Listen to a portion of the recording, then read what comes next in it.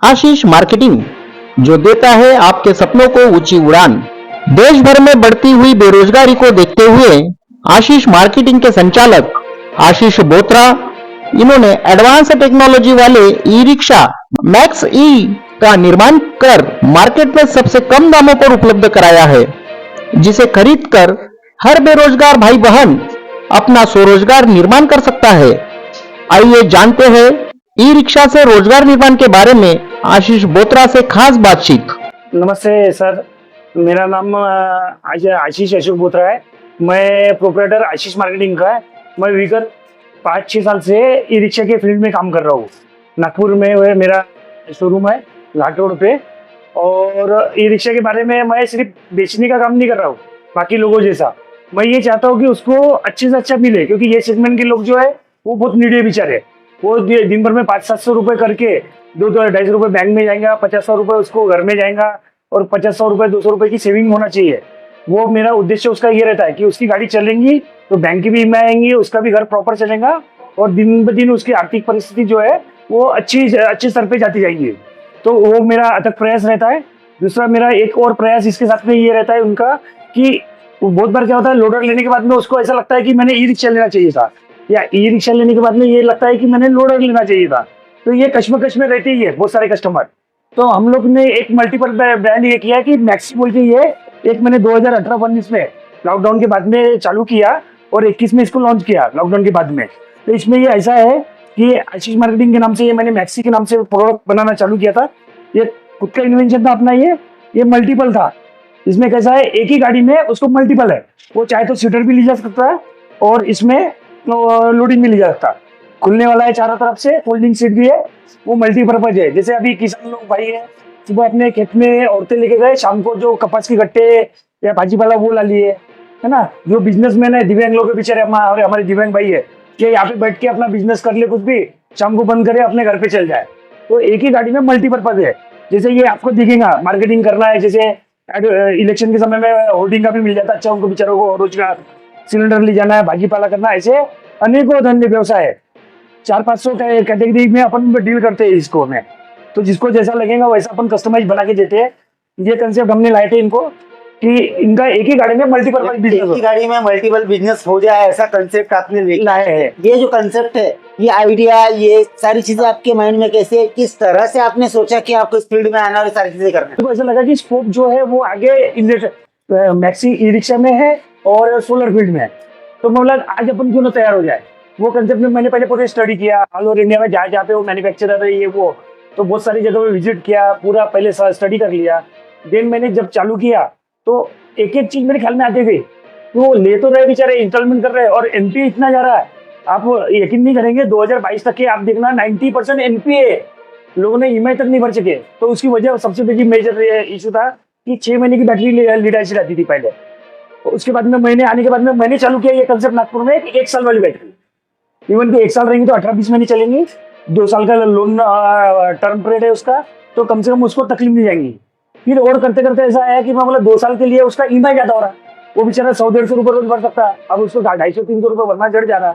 तो मैंने lithium battery का कंसेप्ट लाया। ये लिथियम बैटरी में ज्यादा से ज्यादा अभी लास्ट मैंने 50 गाड़ी में से एक भी गाड़ी लीड एसिड में नहीं बेचा, पूरी लिथियम में ही बेचा हो। जबकि आज भी 40-45% लीड एसिड में बेच रहे बाकी लोग, लिथियम कम प्रिपेयर करते हो लोग। पर मैं ये चाहता हूँ कि 3 साल वारंटी पीरियड है, 3 साल का बैंक लोन है, ईएमआई भी कम आएंगे। अब आज ऐसा हो गया सर 200 रुपए रोज भरना है उसको, रिलैक्स है बिल्कुल। इलेक्ट्रिक बिल भी कम हो गया लिथियम बैटरी की वजह से, प्लस 2 किलोवाट का सोलर उनको अपन हम लोग क्या चाह रहे हैं कि घर पे लगाओ, इसके साथ में लोन के साथ ही इनबिल्ट है। जैसे गाड़ी मान लो एग्जांपल के लिए 1,90,000 रुपए की लिथियम बैटरी में, उसके बाद में सोलर आ गया है 2 किलोवाट का 1,20,000 रुपए का, पूरा मिला के जो डाउन पेमेंट 20% भरना है, बचा हुआ अमाउंट आपको 250-300 रुपए पर डे जो भी ईएमआई आ रही है आपकी, आपने वो भरना है 3 साल सिर्फ।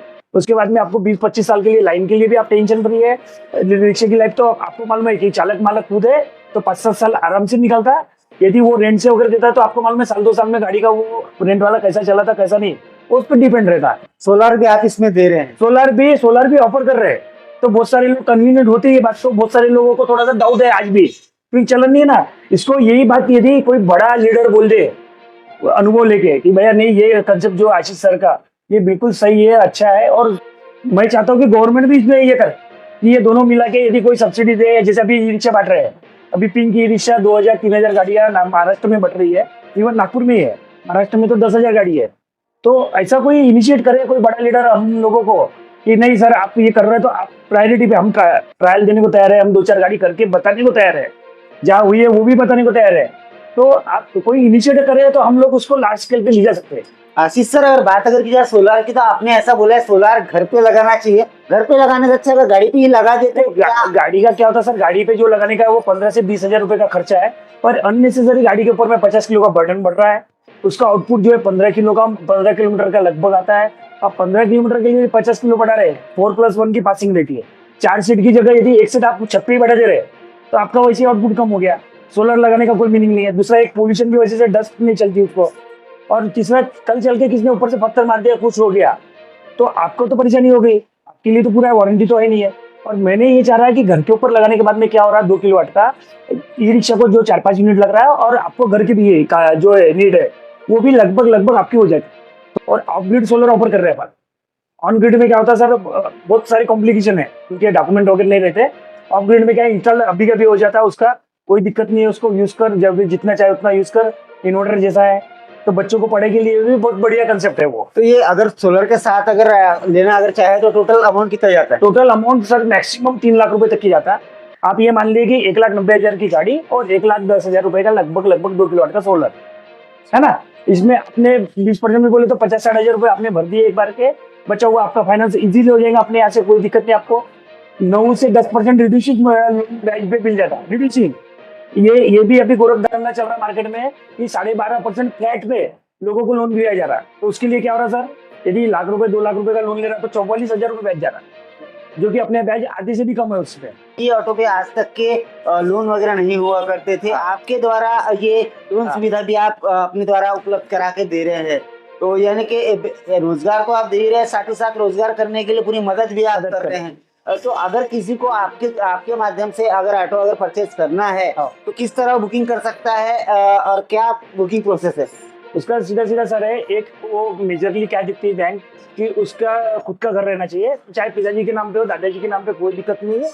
जो नॉमिनल गारंटर वगैरह लगते हैं वो बैंक के रूल के हिसाब से अलग अलग रहता है, कोई बैंक लेती है कोई नहीं लेती है ना। बाकी डॉक्यूमेंट क्या है, आधार कार्ड है, पैन कार्ड है, जो नॉमिनल है डॉक्यूमेंट, चेक है, अपना पासपोर्ट वगैरह है, और गारंटर का जो लगता है आधार पैन कार्ड इलेक्ट्रिक बिल, बस ये नॉमिनल डॉक्यूमेंट है। विदिन 1 आवर में आपकी बैंक की प्रोसेस कंप्लीट हो जाती है। यदि आपके डॉक्यूमेंट प्रॉपर है, सेम डे में आपको गाड़ी मिल जाती है। तो आपको कोई इन अ डे ही आप पूरी प्रोसेस विदिन यानी शाम तक के आपको इनवॉइस वगैरह, इंश्योरेंस सब आपको प्रोवाइड कर दी जाएंगे। चैनल के माध्यम से आपको जो देश की जनता देख रही है, उनको अगर आपसे ई रिक्शा के बारे में कुछ जानकारी लेनी है या बुकिंग संदर्भ में आपसे संपर्क करना है तो किस तरह आपसे संपर्क किया जा सकता है? मेरा सर कैसा है, मोबाइल नंबर है ये 7350428226। एक ही मोबाइल नंबर है जो मेरा चालू रहता है 24 घंटे, और लास्ट 25 साल से अविरत चालू है। कॉल करके मैंने नहीं भी उठाया इनकेस कोई, तो आप निश्चिंत रहिए, मैं थोड़ी देर बाद, आधे घंटे बाद, 1 घंटे बाद आपको कॉल बैक जरूर करूँ। कॉटन मार्केट चौक के पास में आप आके कॉल भी करते तो भी चलेगा, या फिर आप मेरे को मोबाइल द्वारा मेरे को लोकेशन भी बुला सकते हैं। कॉटन मार्केट चौक से घाट रोड की तरफ जाते समय यूनियन बैंक लेफ्ट साइड में, उसके बिल्कुल अपोजिट में आशीष मार्केटिंग, इन पे भी सर्च करेंगे आशीष मार्केटिंग ई रिक्शा शुरू, तो भी आपको नागपुर में सर्च मिल जाएगा आपको। रिक्शाओं के मुकाबले आपका जो मैन्युफैक्चरिंग ब्रांड है आशीष मार्केटिंग के द्वारा जो ब्रांड बनते हैं, उनमें क्या कंपैरिजन अगर करेंगे तो क्या स्टेबिलिटी? कस्टमर सेटिस्फाइड रहा है, जो देखने आता है, वेरीफाई करता है, वो भी 4 जगह मेरे बोलने पे भी वो मेरे यहाँ से नहीं ले लेगा सर, वो 4 जगह वेरीफाई करेगा। उसको जब वो ये सेटिस्फाइड पूरा हो जाएगा कि नहीं इनकी क्वालिटी अच्छी है, जो मेरा काम है वो समझाना कि बाकी मुकाबले जैसे चाइना मेड लोग क्या करते हैं सर, चाइना मेड गाड़ियों पे मार्जिन है बहुत। हम लोग क्या करते हैं कि कम से कम चाइना मेड हमको भी रखना ही पड़ता है, क्योंकि कॉम्पिटिटिव मार्केट है। पर चाइना मेड गाड़ी में सर क्या है, आए दिन कुछ ना कुछ तकलीफ होती रहती है।